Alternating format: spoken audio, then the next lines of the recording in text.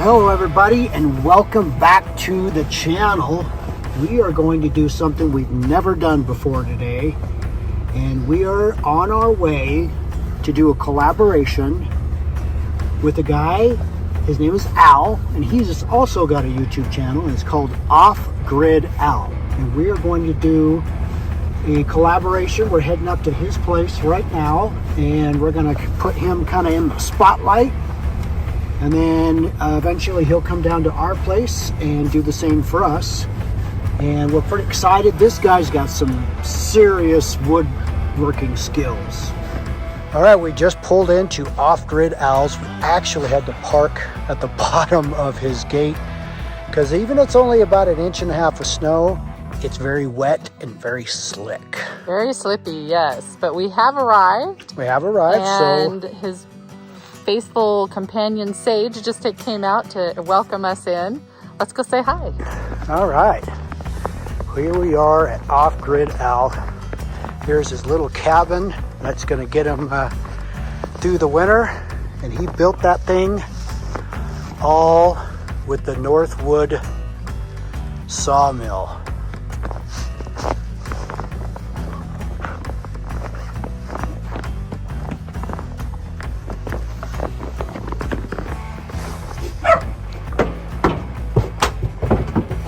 Are you home, Al? Hey. Hey, Al.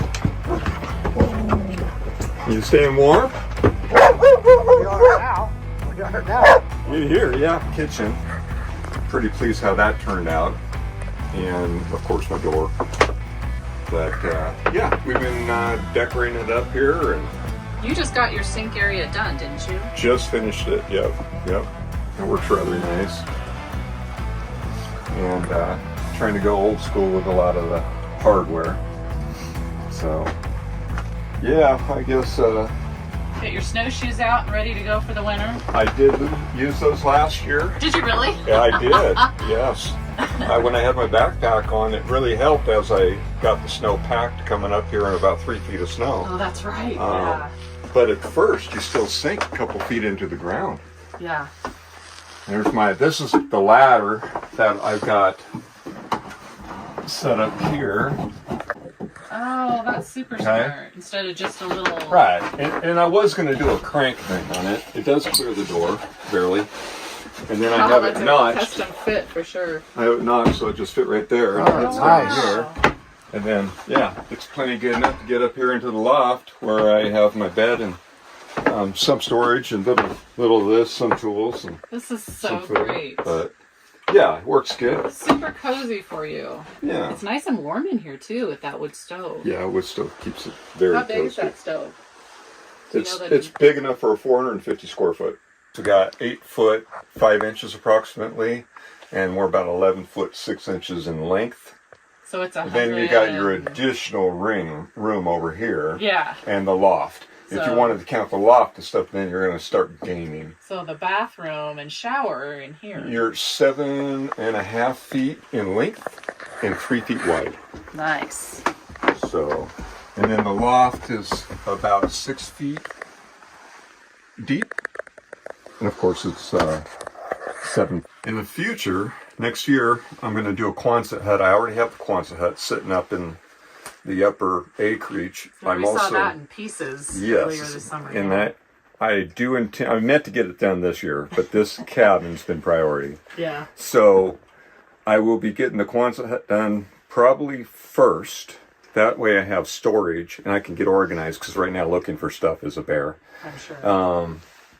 My other thing I got to do is I got to finish my spring development. So I'm going to do that. And after the spring development's done and that Quonset hut's done, then I should be able to break ground, hopefully, fingers crossed, for my timber frame cabin. Nice. That timber frame cabin's going to be up there. And Is it going to be up there by the Quonset hut? Yep. Yeah. Nice setup there, because Quonset hut will be set in the trees. Mm-hmm. You won't see it. You will see the where the cabin is. You'll see it as you're driving in the driveway. But the Quonset hut's going to be off to the left of the driveway, and even from the cabin, you'll only see maybe the entrance of the Kwanzaa hut. So that'll be nice. Developed the spring. Right now I've got 800 watts solar down there that will just run during the day. It's not going to be battery backed up. It will have a setup so I can add a generator if I want to put a gas generator to it to get power down to the pump. My EcoFlow Max system, and this is a total of 6,200 watts here, and that's the main unit right here, and then I got 2 backup batteries there to give me that 6,200 watts. I forget what the individual watts was of each one of these. I think it's 2,100 watts or something like that. I think 2,100 watts, or just near it. Anyways, I usually have to charge it daily with what I use because it runs 24/7. It runs my Starlink. So it's drawing power all the time with the Starlink running. And especially at this kind of weather, I think the Starlink has a heater. So because of that, now it's drawing even more energy. In fact, right now, between it and I have lights on, I'm drawing about 65 watts, 69 watts. It's fluctuating. But I'm also getting from 800 watts outside on my solar tracking system. I'm getting about the same watts in. So it's kind of a draw right now. A wash. Yeah, it's a wash. So the system works really good. It's if I did have a bigger system, then I'd probably run this, but not this time of year. Maybe in the summer, I'll be able to run the fridge off of electric, but it's a pretty good power hog. I tried it. It lasted one day. Oh. The next morning, this was down to 0. So this thing it wiped out, plus my lights and my internet wiped it out in one day, 24-hour period. So too small. 6,200 watts might be too small for most people, to be honest. But that eco-worthy sun tracking system, it makes a huge difference. I tried it without being able to turn, and then I made it so it could do its tracking, and it was a night and day difference on power I got. Wow. Because direct sunlight. It followed the sun as it rotated around, whereas what happens is if you're just south facing, once that sun, first it comes up in the morning before it's south facing, well, that tracking system catches that and then follows it and keeps following it. But if you don't have it on, like most stationary systems, and it's just south facing, you're missing this sun, you're missing this sun. Now, I did see another guy, he had 3 systems. That seems like an expensive way to do it. He had one facing west, he had one facing, east, and one facing south. And he had those all linked together. But I just don't know that that's a very practical way to do it. All right, so this is an eco-worthy solar sun tracking system here that I have put in this year to power my little cabin. On top of this, these are EcoFlow 100-watt solar panels on here. I have 8 of them, which equals 800 watts. And even with this snow on here, we were getting power right through the snow, amazingly enough. And down below here, to power the EcoFlow, so I don't have to run wires all the way to the cabin, is a Goal Zero system I've had for years. Now, its solar panels are right here. It's a total of 60 watts is all it is for that. And it's just running to the controller that's mounted on the post here. This is the angle is south facing, and so we're a little bit probably southeast right now. In the summertime, this 800 watts gives you all the power you pretty much need with your EcoFlow, charging all your cordless saws, lights. I never even have to use the generator at all in the summer. So plenty of power for that stuff. The only thing I haven't used was the fridge on it, so I'm hoping next summer to try that out and see if it'll power it up. And he actually built this entire thing milling his own wood. Yeah. So I started cutting wood last year and been falling trees and started milling all the 2x6 construction for this. And so I built all of that with lumber from this property. And same with this deck. Originally this deck was supposed to be a wood drying deck, but because of the slope, that didn't work out. And that was going to be for my framed timbers for my other cabin I plan to build. But yeah, so we basically got the frame up at the beginning of this year. I did have to tie cable from this tree over to that tree so I could lift the walls, because doing it by myself, I couldn't lift the walls. They were just too heavy. Sure. Well, we were here when the walls were up, and you made those things heavy duty. Yep, the corners equate to 5 2x6s stacked together for the corners so that it would be really strong. So do you have a kind of a ballpark what this cost you? Oh yeah, I'm going to say probably still $4,000 with everything, because I had to buy The roof? the roofing, the wood stove stack, the house wrap, metal roof. Did I say that? Yeah, which is very expensive. It wasn't too bad comparative to the wood stove and the chimney. Right. I would say. So about $4,000 Insulation was to the point expensive. where we're looking at right now. That's nothing for a home. Insulation was probably $800 for R21. Wow. I went there twice for insulation.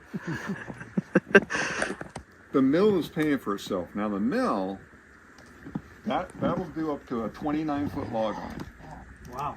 So I got 2 winch systems here, and I can move them because I attempted to bring a big log up here that was 25 feet long with 1 winch, and it started bending it. Oh. So that was scary. So I took the tractor and I used it with a rope or a chain to help pull it up. And now you have 2. So now I have 2, yes. And I got ramps. You can see the ramps up here. These guys. So what I do is I'll pull a log through this side here. I'll set these ramps up, and they hook on the edge here. I'll have to clear that stuff out, but they hook up on the rail here. And then I'll hook the winch up, and I'll pull up my log. I'll go back and forth, and pull it up until it's up here. So it works pretty good. So what's your elevation right here? We're right at 4,300 foot. 4,300 foot. So then how often, I know it varies with the season, so in the summertime you're going to town like every Usually on Fridays. once a week. Yeah, I'm trying to cut back on that, but that's what I've been doing. I'd like to go twice a month. Especially in the winter. Yeah. The reason it's been a lot once a week is just you got to go get nails and screws and this and that. Insulation and piping and hinges and yeah. And how long of a drive is it to get to town from here? For me, it takes 1 hour and 5 minutes. I don't drive really fast through here because it's really rough. Yeah. It's not like your roads. Your roads are nice. Yeah, we're not jealous by that in any means. Yeah. So Al, tell us why you're here. Well, about 3 years ago, during COVID, working, I realized they weren't appreciating my work, and I wasn't getting paid very well. So I got tired of the rat race.